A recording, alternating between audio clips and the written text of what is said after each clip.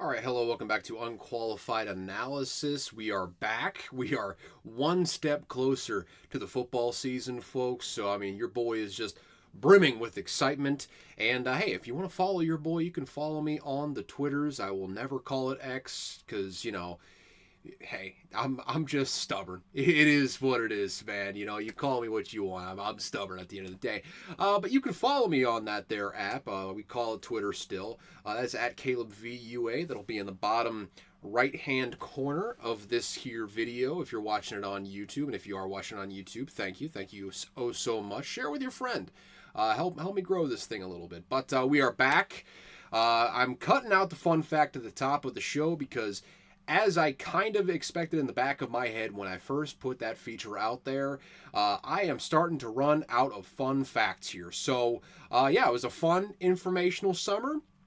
Unfortunately, for the season here, as we ramp up, we're just going back to one thing I learned this week at the end of the episode. So, yeah, I apologize for that. Outside of that, though, we got some headlines, a lot of training camp stuff going on, be it injuries, contract situations, the usual sort of headlines right now. And then we're going to get you into the preview of the NFC West. Very interesting division. I'm looking forward to talking about that. First things first, though, I do have to bring up some headlines, of course, and I'm going to take a quick swig of this here caffeinated beverage. Way to beat for the burp. Yep, think that got it done. Okay, so let's talk about some headlines here. First and foremost, things have officially gotten interesting with the Brandon Ayuk situation. I'm going to start talking about it now because we have some movement one way or the other. The 49ers are reportedly engaging the Browns, Patriots, and Steelers in trade talks for the star wide receiver. You would assume any deal will come with an extension for Ayuk. The 49ers have been very open about it, though. I believe the Patriots dropped out. They didn't like the price for the trade or didn't like the price on the contract. Either way, they've dropped out of the race. So it's still the Browns and the Steelers. And frankly, this all kind of hinges on whether the 49ers decide that whatever package is being offered draft picks wise, that is worth it. The extension, it's none of their business pretty much. That's between Ayuk and the teams to figure out. As far as the compensation for the player goes, that is absolutely the 49ers business. And okay, so it seems like, based on the reports, Amari Cooper would be included with the deal if they were to deal with the Browns. It feels like the Browns are less likely, though. The more likely scenario, if Ayuk does get traded, seems to be the Pittsburgh Steelers, based on everything that I've been seeing from reporters on Twitter, affiliated reporters. We're not talking about the Dove Klymans of the world, who isn't even, at least at one time, you didn't know what his actual name was, but you knew he was a real person. Then he sold his account, and now we're not even sure he's a real person anymore. But none of those people. We're talking about, the Diana Rossinis, the Mina Kimes. The people that actually know what the hell they're talking about seem to think that the Steelers have the best shots of getting him. That being said, they don't have a wide receiver like Amari Cooper that they could offer in a trade. They really have George Pickens and then a bunch of guys that kind of need to, someone needs to emerge from that camp of guys that are unproven, to say the least, coming into the season.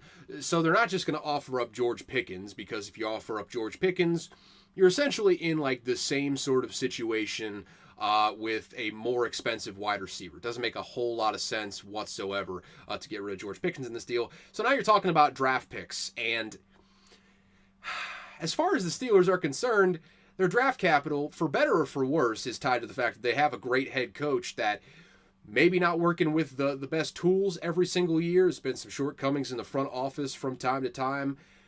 Either way, though, great head coaches get you either to the playoffs or right at the edge of it almost no matter what. And it's 18 years in a row now. Mike Tomlin's had a winning season.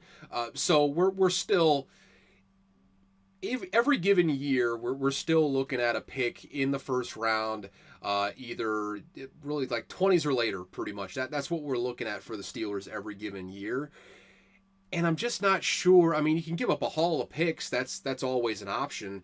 I'm just not sure that they have the capital to expend that would entice the 49ers to pull the trigger on a trade. And I could be wrong. I could be proven wrong by this as soon as, I don't know, before this even comes out. In which case I would be forced to record an addendum to this episode, which does fill me with great chagrin, but I'll do it if I have to, for the sake of accuracy and timeliness on this information.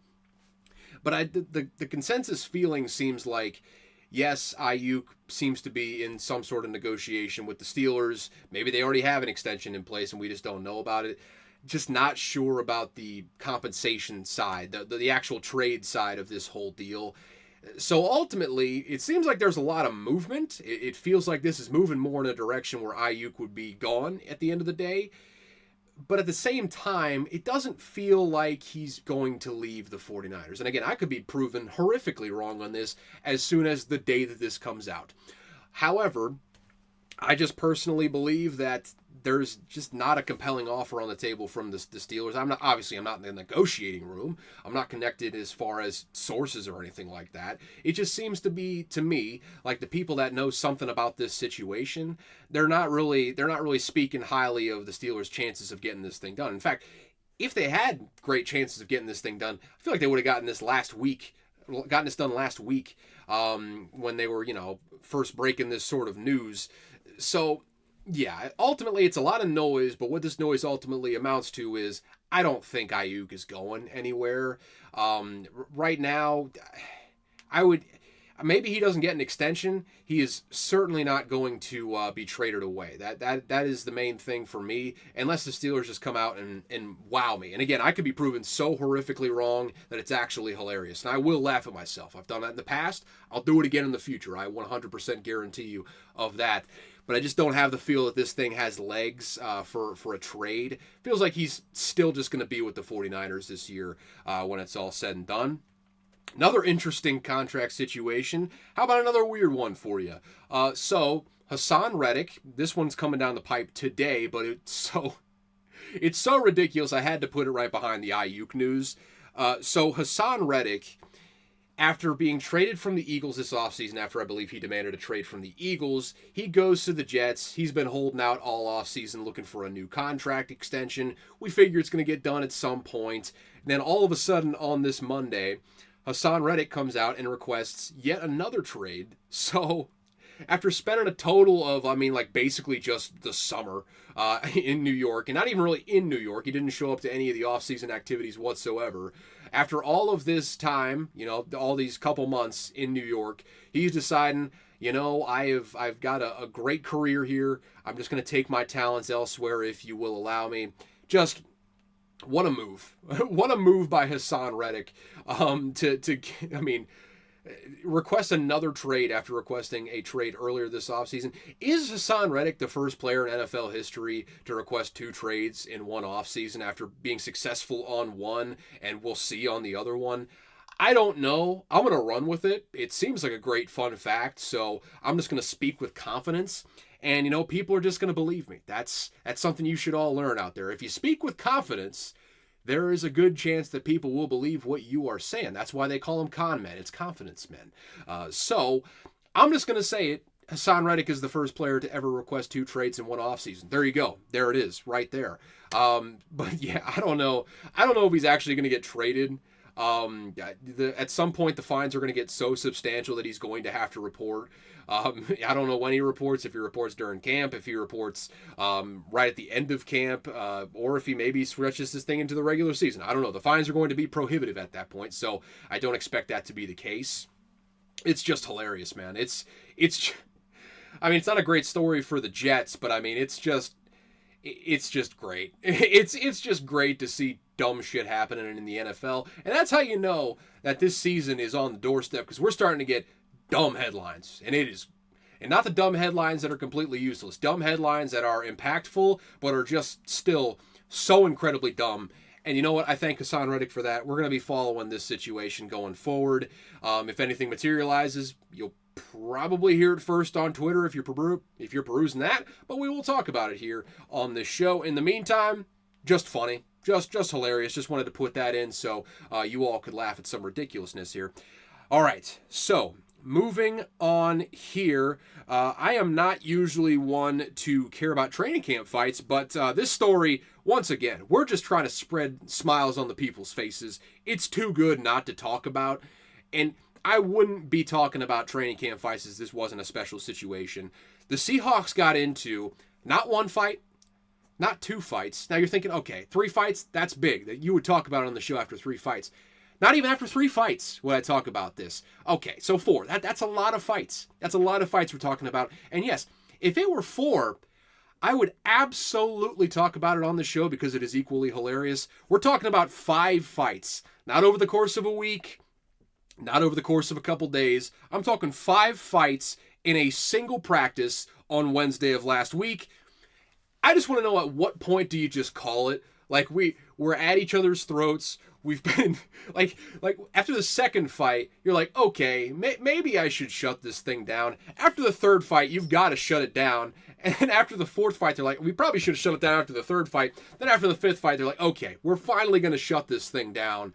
I mean, again, what a hilarious situation. I don't know if I've ever seen a headline of 5 training camp fights in one day. I mean, that you're talking about 5 training camp fights over the course of a whole training camp for some of these teams. Talking about 5 in one day, those are elite numbers. Those are elite numbers of we are not getting along in practice. And you know what? I'm sure Mike McDonald, defensive guy, loves the aggression in practice, loves the butting of heads, iron sharpens iron, all that sort of good stuff. It's not a big deal for the culture of the team. I mean, let's be honest. Even if they had 7 fights, if they had 10 fights in one day, you know what I'd say? I'd say exactly what I'm saying now. It's training camp. It's just something to laugh at. It is objectively hilarious. Don't get me wrong. It is, just funny as all hell. 5 fights in one day is just, again, when do they stop practice? Like, why didn't they stop practice after, like, the third one? Like, what are we doing? Mike McDonald was like, okay, they fought 3 times, but I think they're chilling out. I think they've kind of chilled out. I don't think they're going to fight again. And then that happens a 4th time. He's like, okay, so it happened a 4th time. I didn't think that would happen. I'll be honest with you. That's my bad.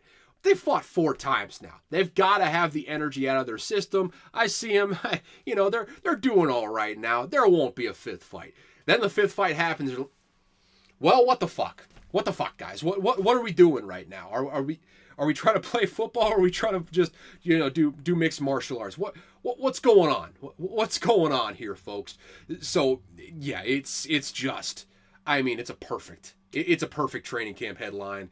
It means absolutely nothing for the team as a whole. It is just hilarious. It's hilarious that it even got to 3 fights in the practice. It's hilarious that it got all the way to 5. And that's the main reason I wanted to pull that up for y'all. Outside of that, though, we move on. The Vikings, this will be a quick one. The Vikings traded cornerback Andrew Booth to the Cowboys for cornerback Nashawn Wright. Excuse me. In a straight-up swap. No draft capital involved, just a straight-up swap of those players. Both probably weren't going to make their respective teams. That being said, man, holy hell. You take a look back.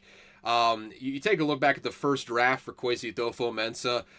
Boy, were there some whiffs in there, man. You're basically talking about the first 2 rounds. You're looking at Lewis Seen, snapped his leg in half in London.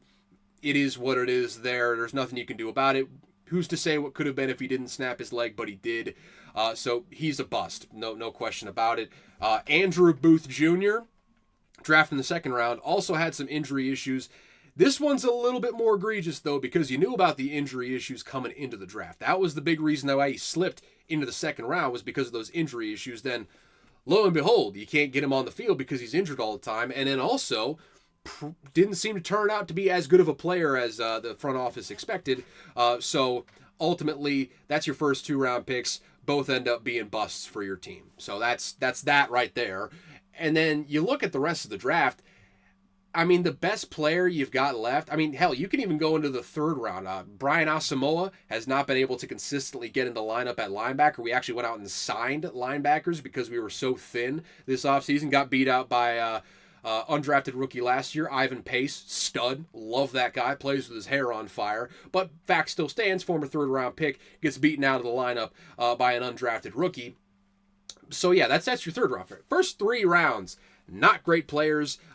Maybe Brian Asamoah comes around this season, but the best player that you got in that draft was a Caleb Evans, I would say. I think there's like one more, I believe, that I'm forgetting about that's still playing good football. But Caleb Evans isn't a star player. He's a solid cornerback. He's a good rotational cornerback.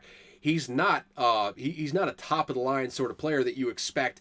At the very least, really solid starters that push kind of Pro Bowl level. You expect, I mean, you're hoping for like one of those in a given year, and it was just a straight whiff in that first year. So retrospective, not a great start. However, we got new blood in here. There's been a couple draft. I mean, Jordan Addison turned out to be a stud. So it's yet to be seen what the legacy of Kwesi Adofo-Mensah is in the draft room. That first one though, boy, is that one a tough one to swallow for Vikings out there. And yeah, let's hope Kwesi nailed it with Dallas Turner and J.J. McCarthy.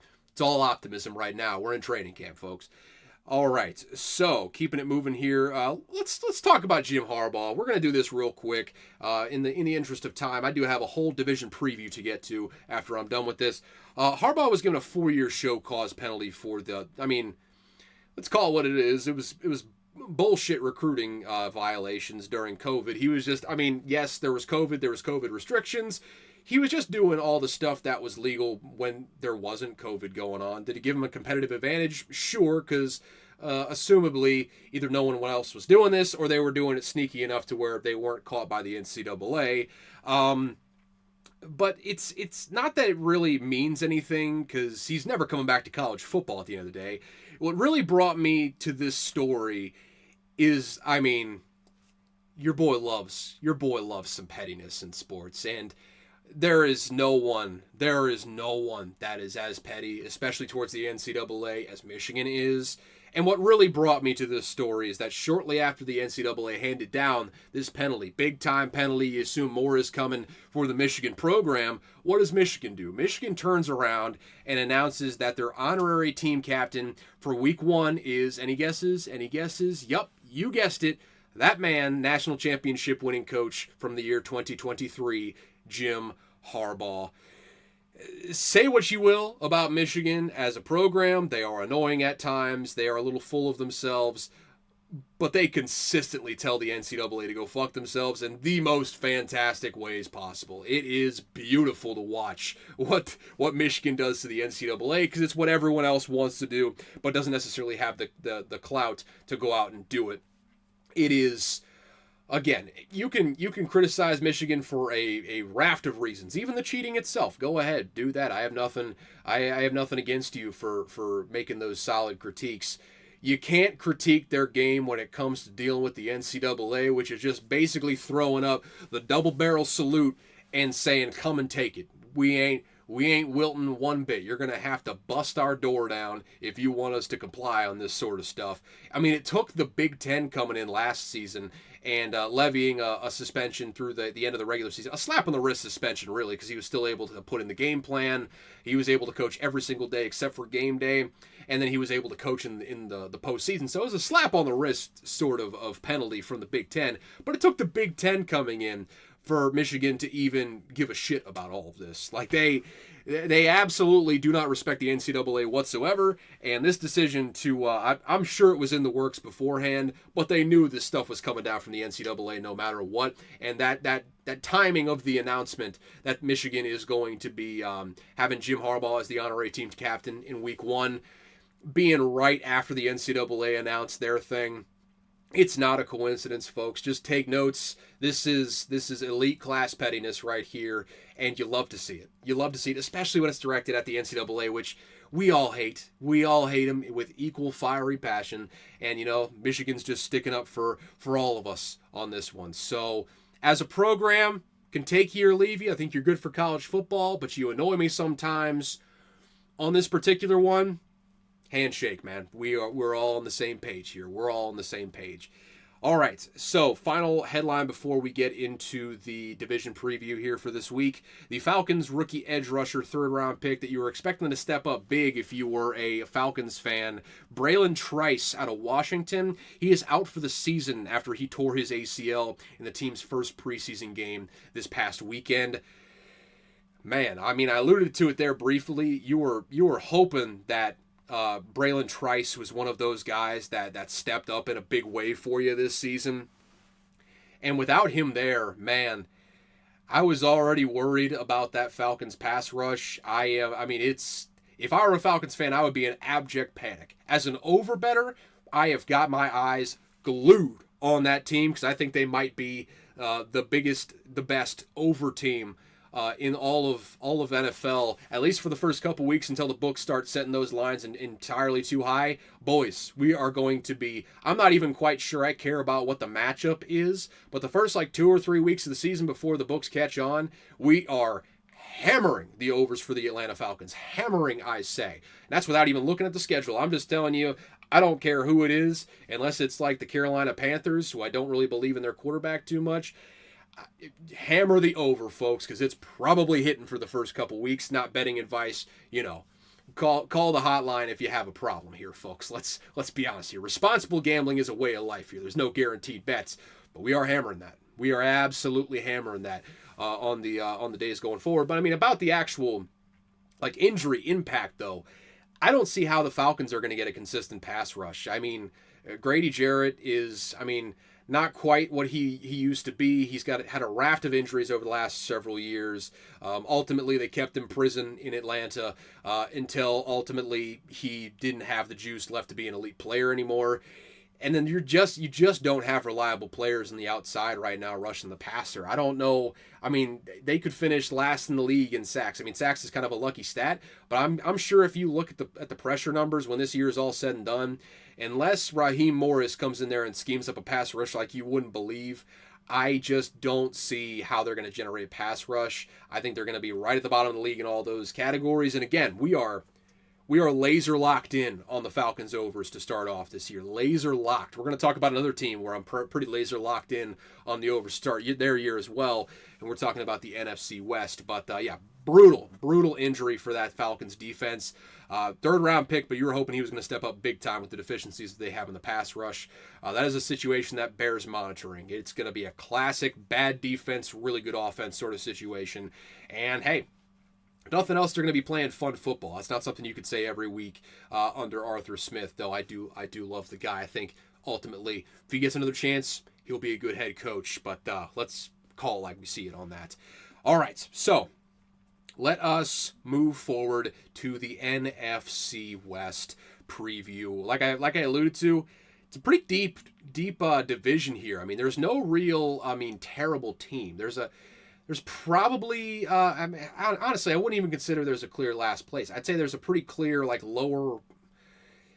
No, I wouldn't even say that. There's not even really a clear, lower half of the group here. It's all just after. There's obviously one that's number one, and then there's three teams that are kind of vying for that second place that all, have a relatively good, relatively good argument for being in that discussion. So we'll start off, once again, we're going through the division standings order here. We are starting off with the San Francisco 49ers, a team that was, the best roster in the NFL. It continues to be the best roster in the NFL, and we'll get to that in just a second. What is going on here with the draft? What's going on? What's going on? Are we in the wrong year draft wise? Okay, it would appear that we have reached a snag. The ESPN app no longer is carrying the draft picks for the 2024 draft. So I'm flying here, folks. I'm flying absolutely blind. So we're gonna figure that out next week. In the time being, though, we're just gonna do a little roster chat here about them because we don't have the draft picks. I do apologize. That is something else. That's a real kick in the dick right there. However, we do still have teams up here. We do have access to the depth charts, so we're going to talk about the depth charts here in lieu of any sort of talk about the young draft picks. Obviously, I know their first round pick was Ricky Pearsall. Especially with the uncertainty with Ayuk. You are hoping that he gets healthy soon, and when he gets healthy, you hope that he comes in and produces right away. Obviously, that's a big concern for you if you are the San Francisco 49ers. Outside of that, though, let's take a look at the roster here. We'll start off with the offense, as is tradition here. The starting quarterback is Brock Purdy still, and then you got Brandon Allen as the backup. So there's no real good backup. You just hope Brock Purdy stays healthy with that situation.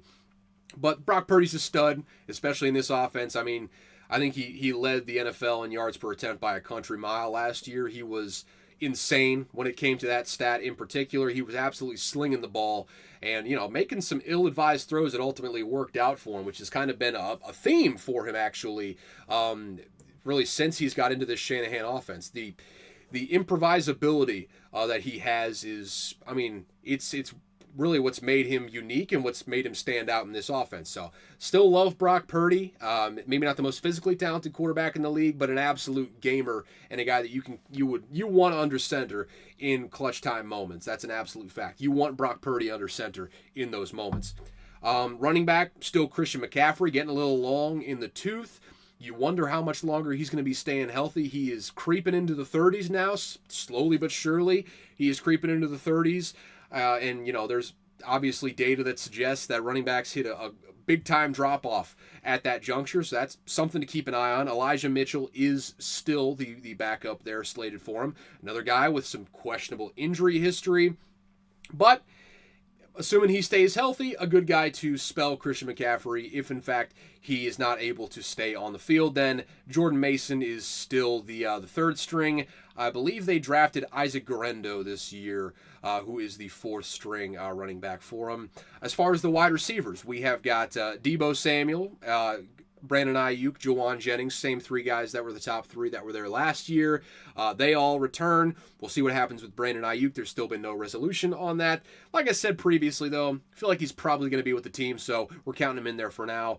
Then you got Ricky Pearsall and Jacob Cowing, two guys they drafted this year. Forgot about Jacob Cowing, another guy in a deep receiver class that I think he was drafted in the 4th or 5th round.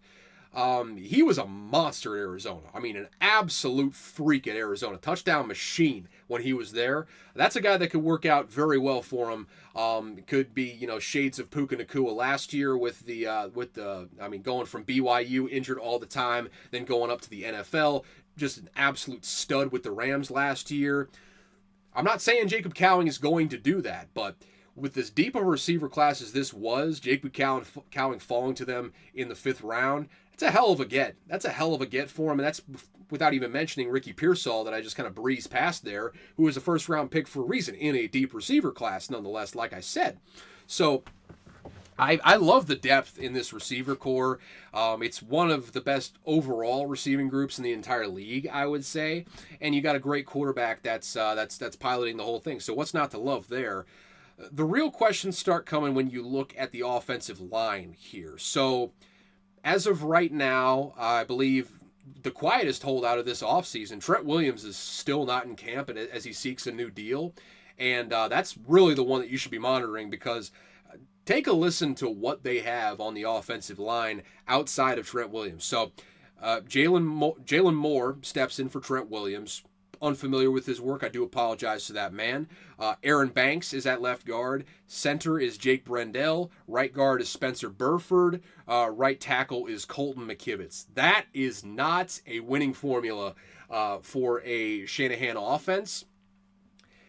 And hey, you better hope that Trent Williams comes back, man, because without him, we saw it for 3 weeks last year, okay? 3 weeks. They lost every single game in that 3-week span. Granted, they were missing out on Christian McCaffrey as well during that stretch, I do believe. So it's not the only factor, but you saw a noticeable difference in the offensive line play when Trent Williams was not out there. They need him back big time, because the rest of those names I just read off, you can tell me that the Shanahan run scheme is plug and play on that offensive line. Cool. It seems to be a lot more plug and play when you got a Hall of Fame left tackle out there.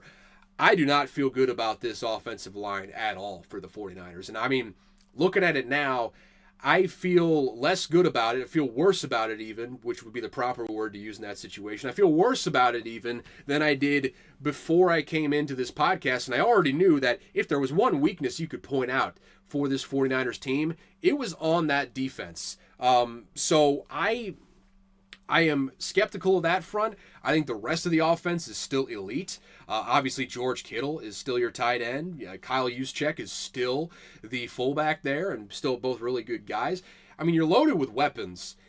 It's just how fast can he get the ball out? Because I don't think Brock Purdy's going to have a whole lot of time, and you're hoping that he buys time, but that's still saying nothing about the running game. And you have an elite running back, but if the offensive line is not getting any push, they're getting beat consistently at the line of scrimmage, there's just not much you can do, even if you are an elite running back. I mean, especially one that's pushing into his 30s now, and it might be looking to avoid the injury bug, but it might be just simply unavoidable, especially with Christian McCaffrey's history in combination with his age. So this is a top 10 offense for sure.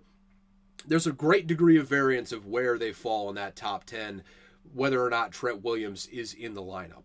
If he's in the lineup, no worries. They're still probably going to be a top 5 offense. If he's out of the lineup, maybe you're looking more at like number 10. I could definitely see a world where, hell, even if Trent Williams comes back, the rest of that offensive line is so shaky to me in my mind that, I mean, I wouldn't be surprised at all if they came out and shocked some people by maybe not coming out of the gates as hot as you would expect for all the weapons that they have. And, I mean, hey, all the credit in the world to, John Lynch for putting this team together, for Kyle Shanahan, for, having a great offensive scheme, being a great coach. But, man, this offensive line, it worries the hell out of me. It's something that could absolutely tank the offense, and it's something that we should all be looking at going forward, because I don't think people are talking enough about the Trent Williams holdout. You think something's going to get done at some point, but that's really worrying. That is really, really worrying if you are a fan. All right, so keep moving here, looking at the defense. It's still a stacked group. I mean, the defensive line, not quite as deep as it has been. We're looking at a front four of Nick Bosa, stud. Javon Hargrave, stud. Malik Collins, stud. Leonard Floyd, lesser stud, but still a solid player. There's just not a whole lot of depth behind that like you've seen in previous years. We're looking at, Jordan Elliott, a Robert Beal Jr., a Kevin Givens, an Yetur Gross-Matos. Shout out to him. This is the first time learning that he is with the 49ers. Shout out, I suppose. So, yeah, you're still... It's not as deep as it once was. The top line is still amazing. It's still a really, really good top line of this defensive line. But behind them, there is some serious depth concerns to where if there's an injury up front, you might have a little bit of worries about what you're looking at. But as far as the first four, the first slated starters, no question in my mind, they're a solid group there. You look behind them. Dre Greenlaw still working his way back from that Achilles that he suffered in the Super Bowl. You would assume that he misses some time in the regular season just because it happened in the Super Bowl. So we're still, happened in February? We're still 6 months out from when that occurred. And that's usually like a 9 months to a year injury, Aaron Rodgers notwithstanding. All Achilles tears are different, though, at the end of the day. So there's no guarantee he's going to be back. In fact, I would kind of assume that he's not going to be back for the start of the regular season. So that's why you bring in a guy like Devondre Campbell, coming in over from the Green Bay Packers, was elite a couple years ago at linebacker, and the defensive coordination was simply not at the snuff, so probably lost a step or two. But ultimately, I don't think he's as bad of a player as he might have shown at times the last couple of years. I think getting into this 49ers defense, I think is going to do him wonders, especially when you're playing against a guy or playing next to a guy like Fred Warner, who is, the very worst top 2 linebacker in the entire NFL. It's basically him and Roquan Smith vying for the very best inside linebacker in the entire NFL. We're not talking about outside. We're talking about inside linebackers. And those two are just in a class of their own. When you got a guy playing next to you, your margin of error is way, way larger than playing against or playing next to Quay Walker in that same situation. So I feel good about Devondre Campbell in this defense. The other linebacker we're talking about is Demetrius Flanagan-Fowles. Don't think you're going to be seeing too much of him. We're looking a lot more in the secondary. Diamador Lenore is probably going to be your main guy in that nickel package. You're also looking at Ambry Thomas stepping in. He's going to have to step up in a big way. And then Charvarius Ward, who is, the stalwart on the other side. Still got Jair Brown, Talanoa Hufanga on the back end, coming back from that ACL injury that he suffered last year. So more than anything, it's health questions. I'm looking at Ambry Thomas a little bit sideways. You really need him to step up this year. Ultimately, you look at this defense, though. It's not the clear-cut best roster in the NFL on defense like it once was. It's still a top 10 unit, still probably a top 5 unit. I still feel very, very good about this defense overall. They're just not quite as deep as they once were, which happens when you have to pay people giant salaries, both on the offense and the defense. You start having to, compromise a little bit on the depth behind it. That's just kind of the nature of the beast. That's what keeps parity alive in the NFL right now. It's the beauty of the salary cap. It does unfortunately keep wages down to a certain extent, but it also keeps parity at a good clip. So it helps with the product overall. As far as the team as a whole goes, the floor, brace yourselves for this. I could see him going 10-7 if all goes wrong. You get a couple injuries there on the defense. Maybe Dre Greenlaw takes his time coming back. Devondre Campbell doesn't live up to what you're expecting him to be. And then if that offensive line, if Trent Williams doesn't come back and the offensive line's a disaster, the offense could finish badly this year, at least badly by their standards. I'm not saying they're going to finish like in the 20s or anything like that, but I'm sorry. I just constantly am itching my nose right now, and I'm just going to get one like really vigorous itch in there and just see if that solves it, because this is annoying the shit out of me right now. But yeah, where was I even? The offense, if the offensive line implodes this year, things could be real bad for them on offense. And then defensively, they're just a couple key injuries away from being kind of middle of the road sort of unit with some very clear flaws. I could very easily see them finishing 10-7 even with all of the stars they have on that team. The holes are in such key areas that if they were to break open, the prospective holes, I should say, are in such key areas that if they were to break open, it could, ultimately derail their hopes for a 1 seed at the end of the day. So 10-7 is the floor. I think at the very worst, they are a playoff team. But I think they could have a lower floor than people expect this year, just based on what I'm seeing. Ceiling, still 14-3. What can I say? It's the best roster in the league on the top line anyways. It still is. It's been that way for the last 3+ seasons pretty much. All the credit in the world to John Lynch. He's done a fantastic job putting that team together. But this is all assuming, if Trent Williams comes in and is still a stud, if you're, relatively healthy on the defensive side of the ball, you're talking about top 5, top 10 units on both sides of the ball. That's a recipe for 14-3. So that's their ceiling to me. Prediction, I'm going 13-4. I think they're going to be just as good as they've been in previous years. I think they're going to be probably the 1 seed once again in the NFC. They're still, there has to be a sense of urgency this year, because I think everyone in that building knows the check comes due for Brock Purdy next year. You already got Ayuk with the contract situation now. There's simply not enough money to go around. Their window's not going to close, but it's going to get... How do I put this? I'm not even sure what words I'm searching for. Say the window is open this wide right now, reaching all the way up there. It's going to be open this wide after this season is over, because you're going to have to pay Purdy. You're already on the hook for Ayuk if you can't find a way to trade him for a good trade package. And there's more players that are still looking for money coming up here. So there has to be an urgency this season. It's not Super Bowl or bust this year, but they should really, really make the best push they possibly can to win a Super Bowl this year. I'm not breaking any news to anybody. I think everyone knows that in this building, and I think they're going to respond as such in the record. I think they go 13-4. I think they're right there at the very end once again. All right, so let's get into the second tier, which is really all 3 teams left in the division. I would put right there in that second tier of the division. There's a clear drop-off after the 49ers. But as far as the teams, Let's start with the Seahawks. They were, I believe, either second or third in the standings. I don't know. They were the second on my notes the previous year, so they're second on my note this time around. Let's look at the offense here real quick. So, well, let me just give a full overview first. Obviously, Pete Carroll, you have him step away, force him out, essentially. He's in an advisory role in the front office. You bring in Mike McDaniel. No. Mike McDonald. It's hard to establish those and tell those apart. I just almost said a bad word for Irish people there. I do apologize there right off the bat. I apologize for my intrusive thoughts. Didn't let him win, though, and that should be a message to all of you. You cannot let your intrusive thoughts win. All right, so you hire Mike McDonald. You bring in offensive coordinator Ryan Grubb. As far as the hires this offseason, I think it took the Seahawks a while to come around to their final hires, but they're about as exciting as any hires this offseason.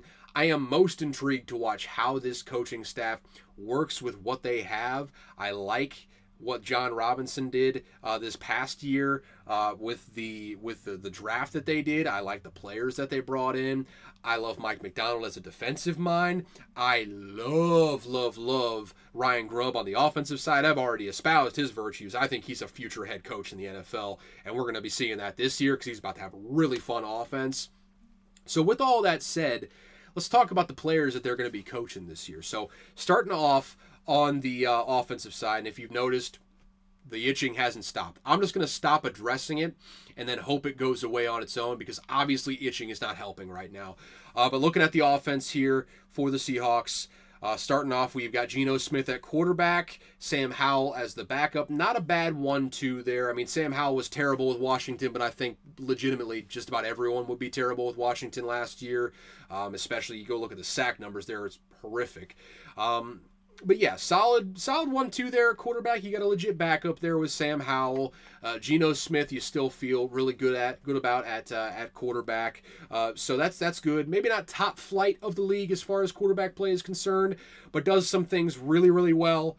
Really good deep ball. Really just a solid player all around. Really made himself into a really competent starting quarterback in the NFL. So you love having Geno there at quarterback. At running back, you got a 1-2-3 of excuse me, I gotta get a swig of something here real quick whenever I get done with this section. But you got Kenneth Walker there at the number one running back, stud. Zach Charbonnet had some really good snaps last year. I think he's also a stud. Then lo and behold, third string running back, you got Kenny McIntosh. I mean, he'd be the second string on most teams. He'd be spelling the starting running back. On this one, he's just a rotational player. That's how loaded they are in the backfield. I love what they have there, especially when you bring in a guy like Ryan Grubb, who I think can, just call the hell out of a run game. I think he's going to absolutely feast with this group, and I think Mike McDonald is absolutely wanting him to do so on that front. Then you look at the wide receivers. DK Metcalf, stud. Tyler Lockett, still low-key, underrated, kind of a stud. And then Jackson Smith-Njigba coming into his second year. I expect him to be much better in year two than he was in year one. I think Ryan Grubb is going to find more creative ways to use him than what Shane Waldron did last year. And ultimately, I just feel like, he was such a stud in college. Maybe I'm still just a little bit biased in that he was such a stud in college. I just think they're going to use him more to his strengths, work him in the underneath routes, work him on the precision routes. He played better down the stretch last year. I think he's in for a big-time year this year in the new offense. Then you got Jake Bobo as your fourth receiver. Just, underrated rookie last year. He played some really, really good snaps for him. And you also have Laviska Shenault. I don't know if he's actually going to get into the game much, but a solid enough gadget player when he is healthy. So there's your 1 through 5 at wide receiver. And then you have Noah Fant, who, he's never really been an elite receiving tight end, but when you get the ball in his hands, he is a specimen of an athlete, and he can get you some yards after the catch. So, especially in the new offense, I'm buying stock in all of those guys that just named the receiver position and at the quarterback position for that matter. I just feel really good about the group that they have in there right now. You look at the offensive line, so there's some worry there for sure. They brought in center Connor Williams off the street, I believe I don't know if it was this past week or the week before. So he's your starting center right now. So going out from there, you got Anthony Bradford at right guard. Damian Lewis left this offseason to go join the Panthers. They had another interior offensive lineman leave for the Titans. His name does escape me right now. I apologize to that man. So Laken Tomlinson steps in at your left guard. And then you got health concerns with Charles Cross at left tackle, Hail State, baby. And then at right tackle, you got, even more health concerns with Abraham Lucas. He is currently out of training camp right now with an injury of his own. So there are some serious questions in the offensive line. Don't get me wrong. I think this could be a middling to below average group this year, especially if the tackles can't stay healthy. But I will say, you do love that young tackle tandem if they are both able to stay healthy. Connor Williams, not a terrible pick there at center. Has played some good football here in the past. You worry about the interior of that offensive line, though. You worry about Anthony Bradford and you worry about Laken Tomlinson for this upcoming season. Overall, though, you look at that offense, the offensive line does weigh them down a bit, but they're a dark horse team to finish well within the top 10. I think at the very worst, they're finishing in the top half of the league. I love the makeup of the receiver group. I love the backfield. I really, really like Geno Smith in this offense, and I absolutely adore Ryan Grubb as an offensive coordinator. I am very high on this offense. My only reservation is that offensive line. If they had a really good offensive line, no question in my mind, this is going to be a top 10 offense, but I just have to see it. I just have to see the health continue to be good for them, and I have to see that interior of the offensive line step up in a big way because they're going to be asked to do so in this upcoming season. Let's take a look at the defense. So I don't know what ESPN's getting at here. They have Jaron Reed slated as both the nose tackle and the left defensive end. And a solid enough player. Love the guy. He's been a good player for a long time in the league. I don't believe he's good enough to play two positions at once, and you do need 11 players on the football field to field a team. So I would expect Byron Murphy's going to be stepping in there at the left defensive end. Just a shot in the dark there. Their stud defensive lineman who they took in the first round, probably going to end up being, used in the starting lineup there. I would imagine he slots in there. So you got Jaron Reed at the nose tackle. You got Leonard Williams at the right defensive end, a stud they brought over from the Giants, I believe, either last season or a couple years back. So you look at that front three, not bad at all. It was a big-time problem for him a couple years back and really last season for a lot of it. You draft Byron Murphy, have Jaron Reed in there, all of a sudden you got a solid front three when it's all said and done. Credit to John Robinson for addressing that need and going at it full bore. Uchenna Nwosu is your one pass rusher. On the other side, you got Boye Mafe. So I look at that pass rush duo, and no question it's in the bottom half of the league as far as sacks are concerned. I like Uchenna Nwosu as a player.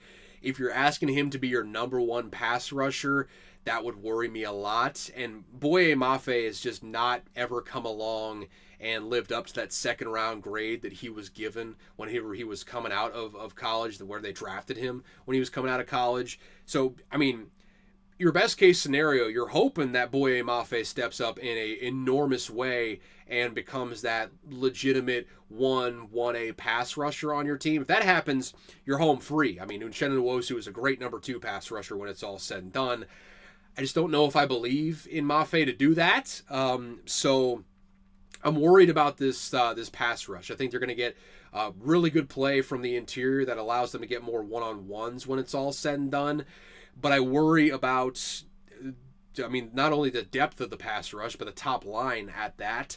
I just don't see him getting to the quarterback a whole lot unless Mike McDonald does some really creative things. And let me tell you, he's known for doing some very creative things. So this whole point could be moot just by the brilliance of one defensive mind. But you look at the personnel, and I don't love it. I don't love it at all. You look at the interior here. Jerome Baker comes on over from the Miami Dolphins last season. He steps in as your starting interior linebacker. And then you got Tyrell Dodson, who, I'm honestly not super familiar with his work. I think he's stepping in for, I believe he's stepping in for Bobby Wagner, who went on over to the Commies? Yeah, he's with the Commies now. So Tyrell Dodson stepping in. You're going to need him to step up in a big way. Overall, I mean, you look at this front seven, you feel great about the front three. It's just everything outside of that you're either shaky on or downright skeptical of. So not fantastic there. They're middle of the pack at best, bottom of the league, not all the way at the bottom, but bottom half of the league at worst. You look at the secondary, though, you got to feel good about it when it's all said and done. I mean, Tariq Woolen, still a stud out there on the outside. Trey Brown, unfamiliar with his work. But ultimately, I mean, let's pull up the stats. I mean, 2 forced fumbles, 2 interceptions last year, 6 passes defended or defensed, however the hell you say that. So some good stuff to work with. And obviously you have top 5 pick from last year, Devin Witherspoon, coming in there as well. You love to see that. I mean, you absolutely do love to see that. But at the end of the day, I mean, the front seven, it does scare you. You look behind him, though. Rayshawn Jenkins, Julian Love, a guy that they bring over in free agency. Really, really solid secondary. It's kind of, I would say it's the inverse, but over the last couple of years, they had a bad front seven and a bad secondary. Now, they have a really good secondary, it seems like, with a really good secondary coach, really great at scheming things up for the secondary, Mike McDonald.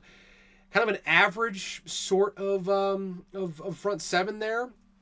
I mean, I like this defense just based on the strength of Mike McDonald. I feel like they could be a dark horse sort of fringe. I'm not going to say that. I think they're going to be a top half of the league sort of crew, maybe middle of the pack. Maybe they finish anywhere from 11 to 19. I could see that happening. I could also see them finishing well within the top half of the league. We'll just have to see how it shakes out there. I believe a lot in Mike McDonald, and I think the secondary is more than good enough to make up for some of the follies in the front seven. And like I said, I love Mike McDonald. So would I be shocked if they were a top 10 unit this year, just based on that brilliance? Not even one little bit would I be shocked. So that's kind of where I'm looking at them right now. I'm very optimistic about this group because of the secondary and because of the guy that's going to be calling plays. As for the overall, the floor for the Seahawks this year, I hate to say it after going through that whole thing, but I do still think it's 7-10.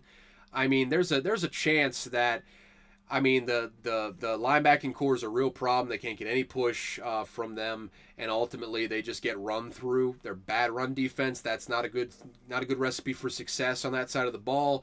And then offensively, I just worry about that offensive line. They could give up a bunch of sacks this year if the tackles don't stay healthy. So I could very easily see this team finishing 7-10 just because things might not break their way. Ultimately, though, the ceiling for them still, I think it's 11-6 because I love that offense. I love the defensive mind there in Mike McDonald, and I love the offensive coordinator in Ryan Grubb. I love this coaching staff, and I like this roster. And that together, I think they could very easily be comfortably in the playoffs when this is all done at 11-6. I like this team. I really do like this team. So the ceiling for them, I still believe, is 11-6. My prediction for them this year, I think 10-7 is right where they're at. You're easing into a new regime.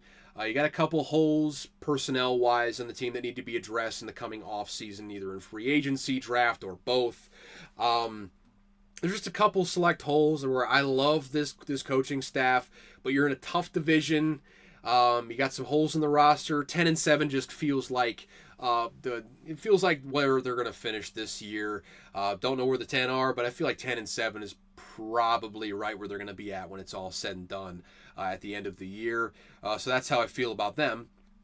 Let's move to the bottom half of the division, or at least the latter half of the division. Let's talk about the Los Angeles Rams, shall we?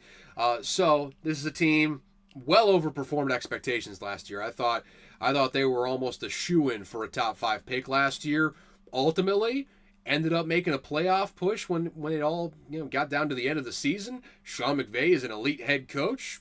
All the credit to him in the world. I think my opinion of him went through the roof after last season with what he was able to deal with there. Now you come into this season, though, and there are even more questions on the defensive side of the ball, and we'll get to that in just a second. Offense. still looks superb. Absolutely superb when it's all said and done. I can't even lie to y'all. So, with that said, let's crack this thing open and let's see what we're working with here. So, on the offense, Matthew Stafford is the starting quarterback. I keep forgetting Jimmy Garoppolo is the backup. He's sussied for the first 6 games of the season for PEDs. Sneaky steroid user Jimmy Garoppolo. But yeah, I keep forgetting he's the backup here. I can't forget that any longer. Wouldn't be shocked if Stetson Bennett took his backup job here in camp though. Running back, you've got Kyron Williams. And then behind him, you've got Blake Corum, who you just drafted, and Ronnie Rivers as the third string. Really, really solid and deep backfield. I love the makeup of what they've brought in this year. I love Blake Corum coming out of this draft. He's got a lot of tread in the tires with how they used him in college at Michigan. But I love that pick for him, especially with what Sean McVay likes to do in the running game. It's really the straw that stirs the drink of his offense, so I love that. You look at the wide receiver core. Cooper Kupp coming back. You hope he stays healthy for this full season.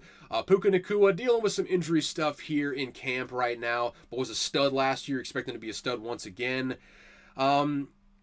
Your Demarcus Robinson is your third receiver, which is kind of a worry. But you still got Tutu Atwell, Jordan Whittington. I mean, he's an aged, grizzled veteran coming out of Texas here after 17 years of college football, so that's certainly a plus. After Puka Nacua, you worry a little bit, but really good offensive mind in Sean McVay, and just good depth overall. I feel really, really good about this receiving core. They're not as far as the 1-2, they're about as good as you can ask for. Outside of that, though, I guess you worry about a little bit of the quality after that, but it's good depth. They're maybe not the greatest players in the world, but it's good depth after that and a really good offensive mind, so I have no worries whatsoever. And then you go ahead and you look at this offensive line. So the one question mark I'm seeing right off the bat here, Alaric Jackson, unfamiliar with his work as of right now.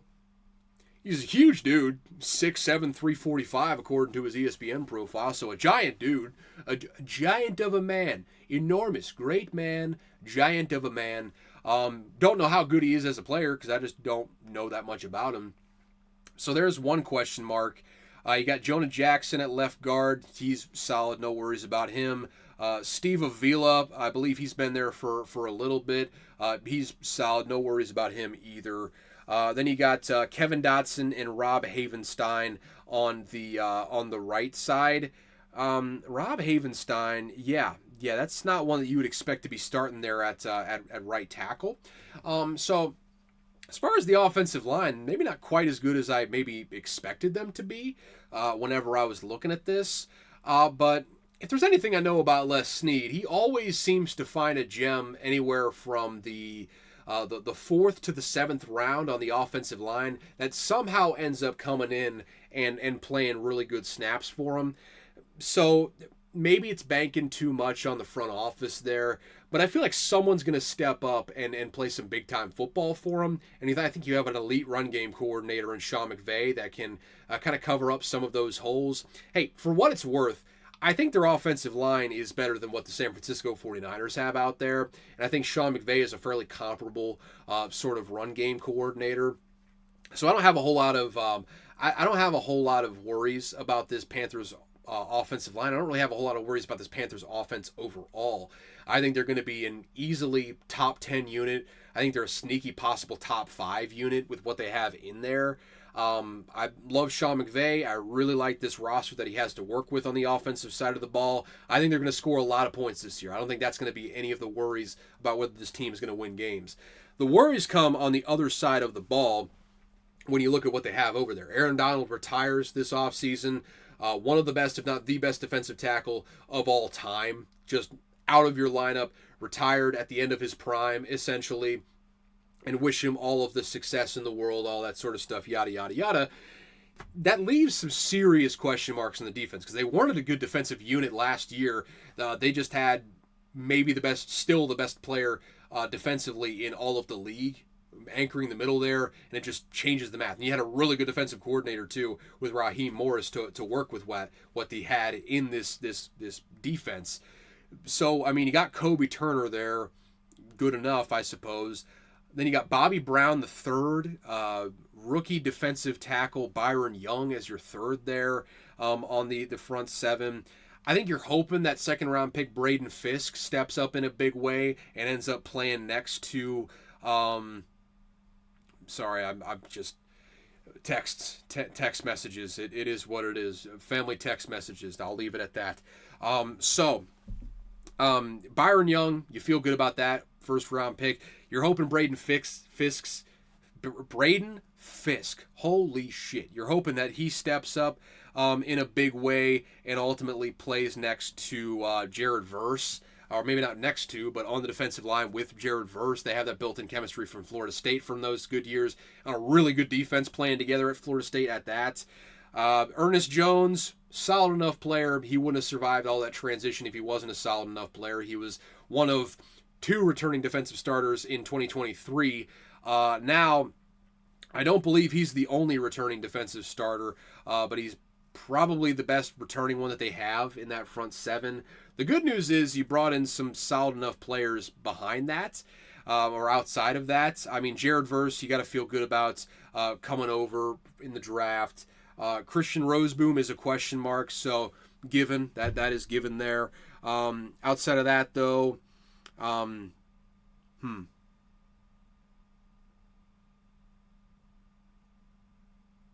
Yeah, I am looking at that right. They only have 2 defensive linemen listed on their depth chart. Sorry, I had to pause there and make sure I was reading it right. But yeah, they have Kobe Turner and Bobby Brown III as the only slated defensive tackles starting. That's not going to happen. That's going to be different this year.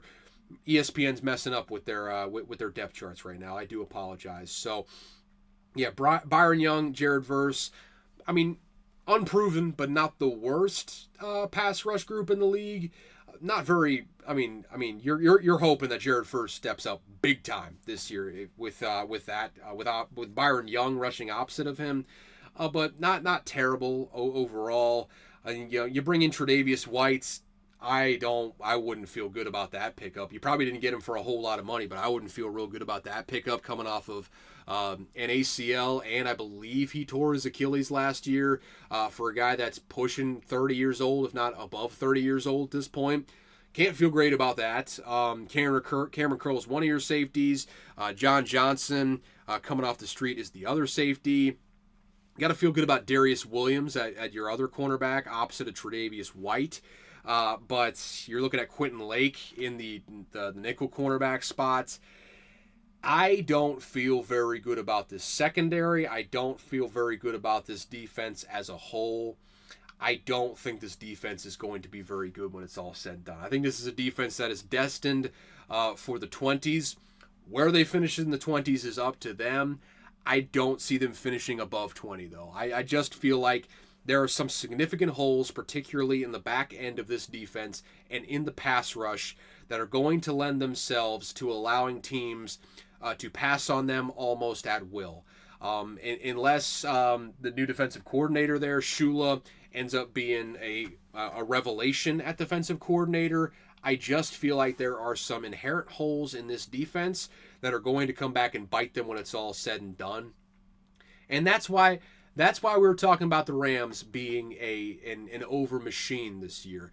What's the formula, guys? You've been listening to me long enough, and you've probably done enough gambling on your own time to know. Great offense, check. No question marks about that whatsoever.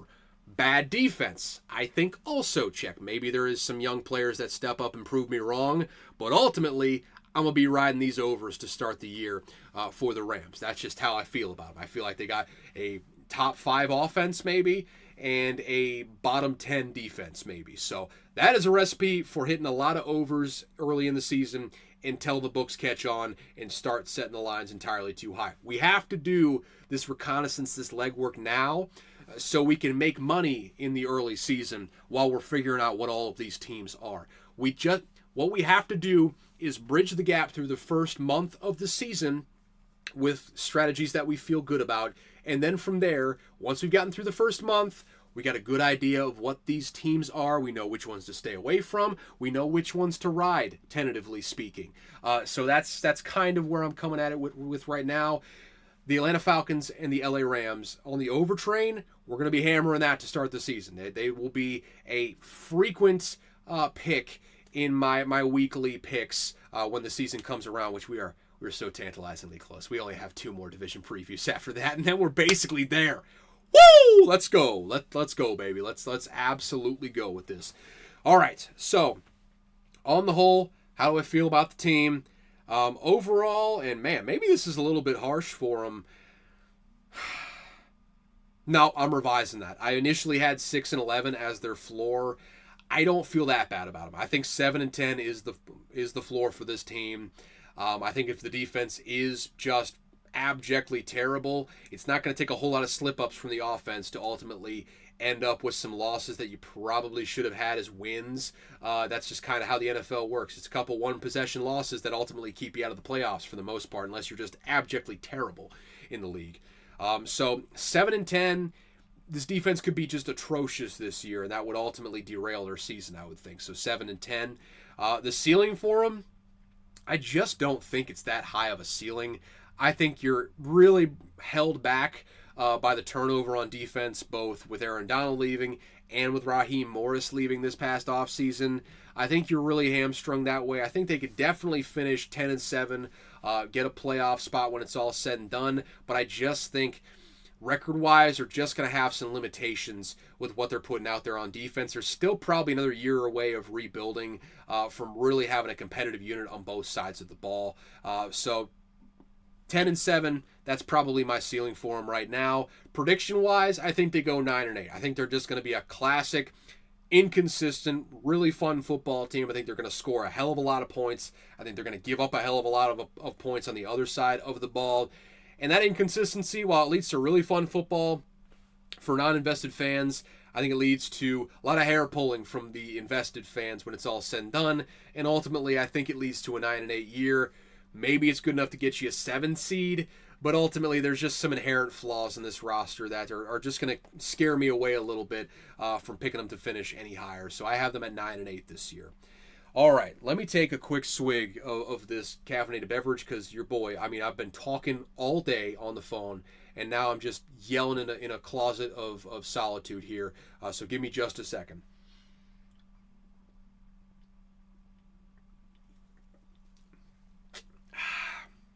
Yeah, I think the whistle's sufficiently wet after that one. Hold for the burp. It was a quiet one that time. You're welcome. You're welcome, America. All right, so let's round this thing out with the Arizona Cardinals, a coaching staff that I loved a lot more than I thought I would this year. I really thought that Jonathan Gannon was in over his head, and he was going to have a tough time getting this team playing for him because he's just a real fucking weirdo. There's no two ways about it. I honestly love the guy now. I love that he's unapologetically himself, but let's just call it what it is. The dude's a fucking weirdo. I love him for it, but the dude is a fucking weirdo. There's no two ways about it. So you had all those weird, awkward sort of, interactions with the team that, the social media team caught in training camp. Low-key one of the worst social media teams in the NFL, but that's a different story for a different day. And then all of a sudden, they come out and make no mistake about it. They were a bad team. They were a terrible roster. They were in complete rebuild mode after last year, and Monty Ossenfort approached the season as such last year. But they were so much more competitive on a consistent basis than I think anyone thought was possible for them in year one under Jonathan Gannon. And again, they finished like 4-13. They weren't a good football team, but they had a whole lot of really close games, and they had a lot of games down the stretch where they were really giving it to some teams that were much better than them roster-wise. They had a fight and a grit to them that I think took a lot of teams off guard, and I think the teams ultimately won, but they were knocked off balance with just how gritty this team was. And I think ultimately Monty Ossenfort had, 10, 12 draft picks this year, double digits for sure, and I think he did a really good job of just addressing a wide breadth of concerns throughout the roster with his draft picks. I wish we were able to pull it up now, but it's just, caught me off guard as well, so I do apologize for that. But let's take a look at the team, because I do think it is better this year. So at quarterback, Kyler Murray. You're looking at another full year with Kyler Murray in the new coaching staff. You're hoping that he steps up again. He's been inconsistent. You're hoping that he becomes a consistently really good starter for you going forward. You've got running back James Conner back there. You draft Trey Benson. You still have Amari DeMercado there. Just a really solid backfield overall. Surprisingly solid last season. I think that's really part of what kept him in a lot of games, is just how much better James Conner was than the perception of him. Then you look at the wide receiver core. Hollywood Brown is out of the building. He is now with the Chiefs now. So what we're looking at now, you draft Marvin Harrison Jr., number 3 overall. He is already slated as the number 1 wide receiver on this team. I think he is going to be a stud, bona fide number 1 right away in this league. It's just a matter of whether Kyler Murray can get him the ball, and I do believe in Kyler Murray. So I love Marvin Harrison Jr.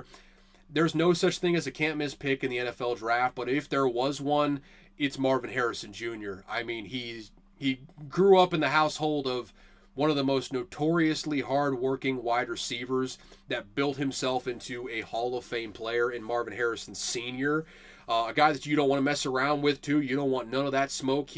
Hey, read the stories, folks. That's all I got to say. Go ahead and read some past news headlines on that particular front, and I will just leave it at that. He has grown up in an environment to where he's been training to be a pro wide receiver since the earliest ages that he was training in football. About as can't miss of a prospect as we've seen at any position, really. He is a stud at wide receiver, and I think he's going to be a stud from day one. Then you got Michael Wilson, who was a really solid player last season, stepped up in a big way. Greg Dortch, he's an NFL nerd's dream. He is one of those, like, right on that same level, like the Frankie Louvous of the world, the guys that you don't think about as a regular sort of NFL fan, but the nerds, the tape eaters, absolutely love these guys. Greg Dortch is right there, a diminutive little fella, only like 5'6", but great separation, really good speed. You have to have both of those things if you're that size. But yeah, I really love him. I love their 1-2-3 in this wide receiver core. Low key, a really good 1-2-3. You bring in Zay Jones over from the Jaguars after they cut him. You got Chris Moore there, and you got Zach Pascal. Really solid wide receiver core compared to last year. I think they really did a lot to improve what they had in that building. And I think Marvin Harrison Jr. is just the piece that's going to allow all of these guys to thrive in this Drew Petzing offense. And then that's not even to mention Trey McBride, who, if he wasn't on such a bad team last year, people would be talking a whole lot more about what Trey McBride did as a rookie tight end. He is positioning himself, and I don't think people realize this, Trey McBride is positioning himself to be a bona fide top 5 tight end by the time this season is all said and done. He was that good at times last year, a receptions machine when he was targeted last year, really good after the catch as well. I love Trey McBride in this offense, and you just take that on the whole. I mean, you just got to love the makeup of the weapons of this offense. We'll get to the offensive line here in just a second, but you just got to love the weapons that you have there. I don't know where you rank this group. It's a lot of young, sort of unproven players mixed with good veterans that are a little bit underrated. I think they're going to shock some people this year with how good they are offensively, at least on the outside. I think Kyler Murray's going to be better.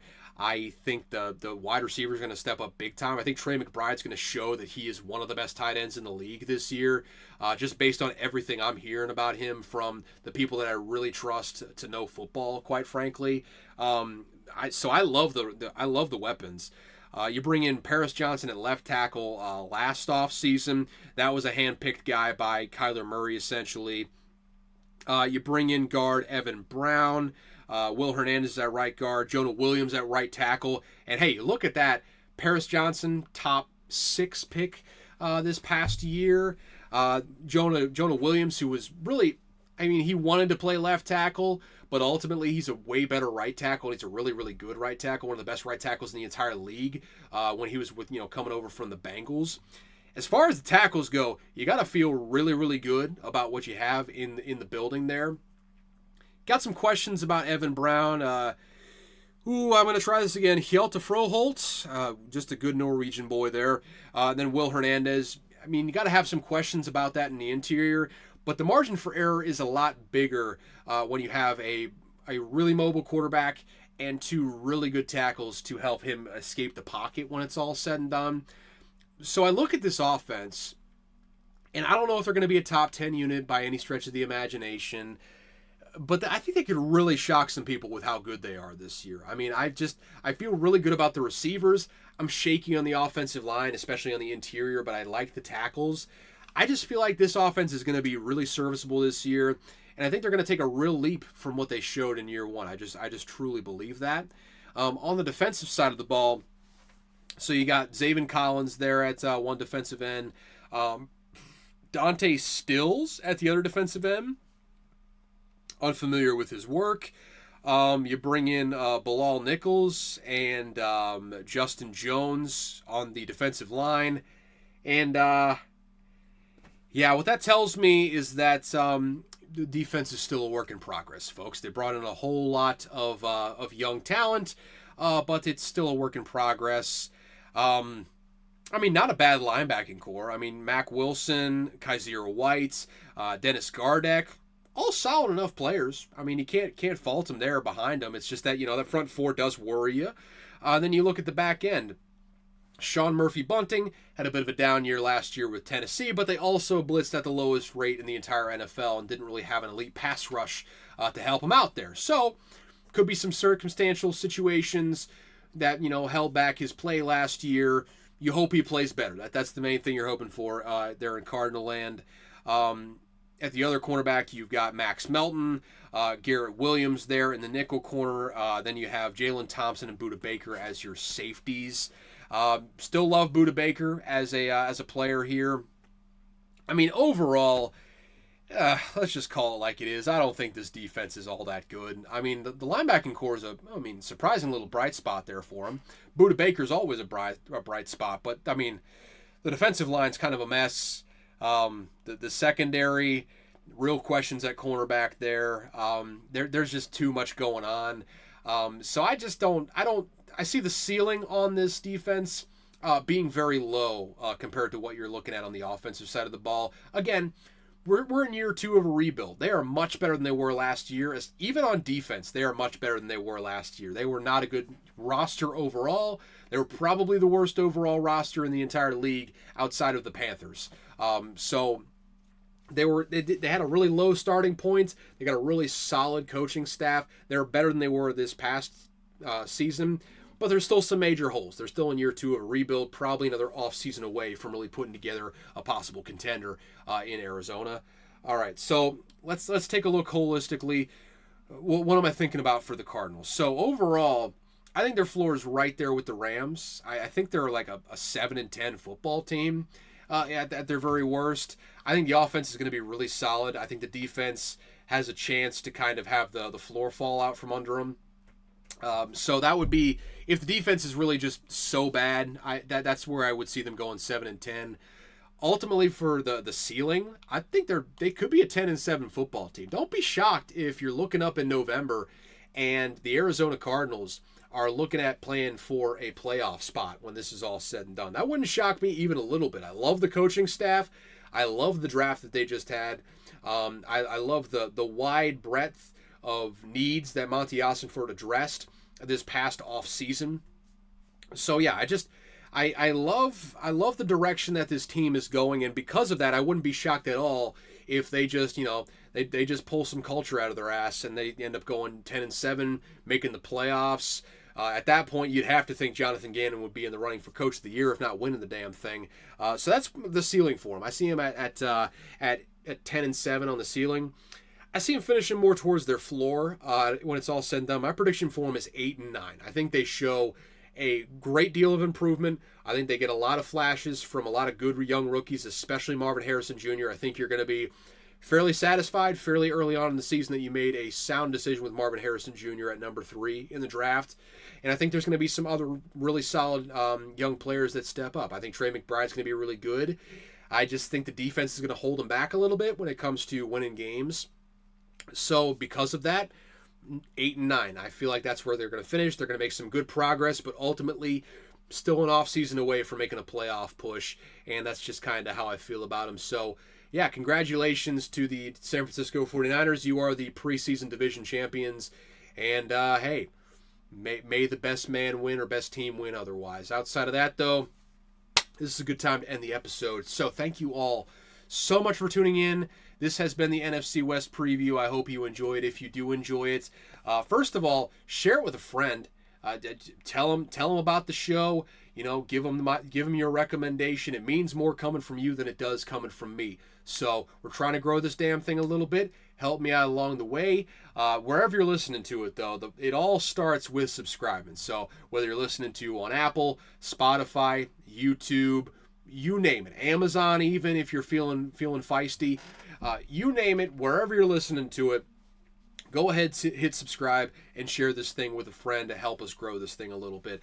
Outside of that, though, we do this thing once a week for the next couple of weeks until I come back from vacation, and then we are balls to the walls, full bore. It's football season, baby. We're doing twice a week, Tuesdays and Thursdays. But for right now, for the next couple of weeks, still just coming out on Tuesdays. We got 2 more division previews to get through before we look ahead on the schedule here. So finishing out strong here in the summer.